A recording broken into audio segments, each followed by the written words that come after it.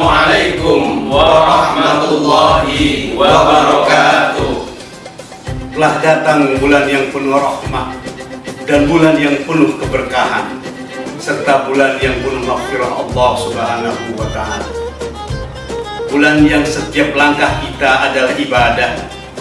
Mari kita sucikan hati dan pikiran kita, serta bersihkan jiwa kita dari segala iri dengki dan sombong untuk meraih predikat hamba-hamba Allah yang takwa di sisinya. Kami, Kepala Kantor Wilayah Kementerian Agama Provinsi Jawa Timur, beserta segenap pejabat, mengucapkan Marhaban ya Ramadan. Selamat menunaikan ibadah puasa Ramadan 1439 Hijriah. Mari kita tingkatkan amal ibadah. Kita bangun toleransi dan kerukunan di antara umat beragama. Wassalamualaikum warahmatullahi wabarakatuh.